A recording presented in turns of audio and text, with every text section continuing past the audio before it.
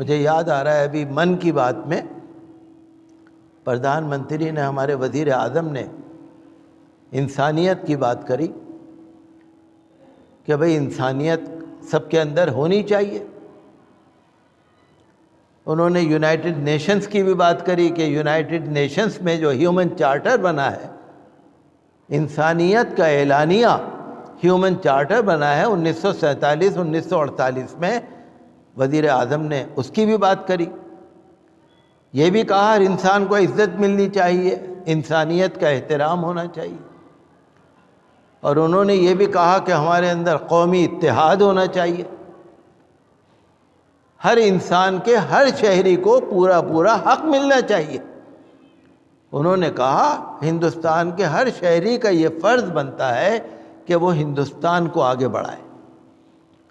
سیوا کرے، دیش کو آگے بڑھائے۔ مجھے یاد پڑتا ہے کہ وزیر اعظم نے ایک وگیان بھون نئی دلی میں آل انڈیا صوفی کانفرنس ہو رہی تھی، بلکہ انٹرنیشنل کانفرنس ہو رہی تھی،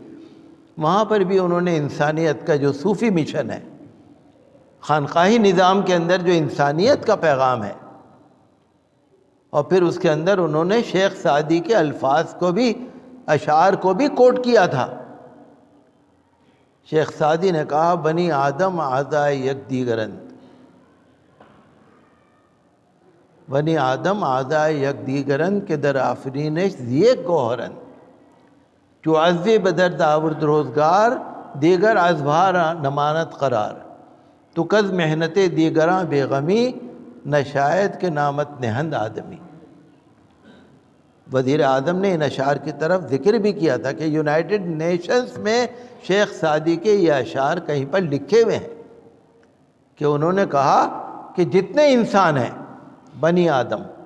جتنے انسان ہیں، جتنے آدم کی اولاد ہیں، چونکہ حضرت آدم سے پہلے تو کوئی انسان تھا نہیں،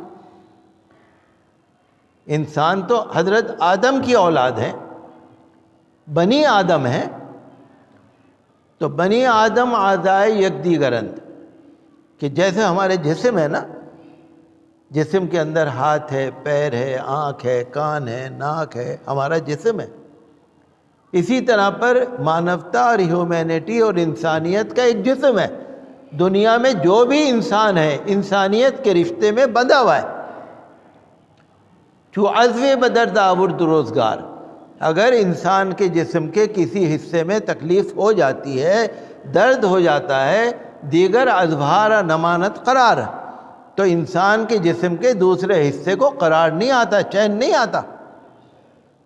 اگر کسی کے آنکھ میں تکلیف ہو گئی، اگر کسی کے کہیں پھانس چبھ گئی، پورا جسم بے چین ہو جاتا ہے۔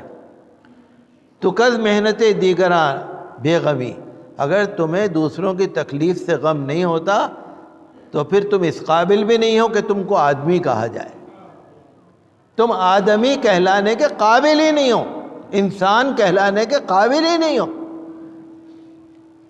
تو ہمارا مطلب تو یہ ہے کہ وزیر اعظم نے اچھی بات کہی، لیکن آج دیکھ رہے ہیں آپ ہندوستان میں کیا ہو رہا ہے، آپ دیکھ رہے ہیں وزیر اعظم کچھ کہہ رہے ہیں، غنڈے کچھ کر رہے ہیں، جو شرارتی لوگ ہیں، جو فرقہ پرست ہیں، نفرت پھیلانے والے۔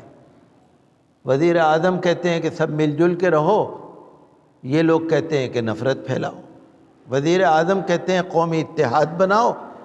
یہ کہتے ہیں کہ نہیں ہمیں اقلیتوں کو چھوڑو، مسلمانوں کو چھوڑو، عیسائیوں کو چھوڑو، تشدد، آتنک، دہشت گردی۔ آپ دیکھ ہی رہے ہیں۔ اب میرے سمجھ میں نہیں آتا کہ یہ وزیر اعظم کے بھی خلاف کر رہے ہیں۔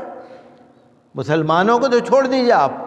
جو بھارت کے پردھان منتری ہیں یہ لوگ تو ان کے بھی خلاف کر رہے ہیں۔ یہ تو دیش کو پیچھے لے جانے کی بات کر رہے ہیں، آگے لے جانے کی بات تو کر نہیں رہے۔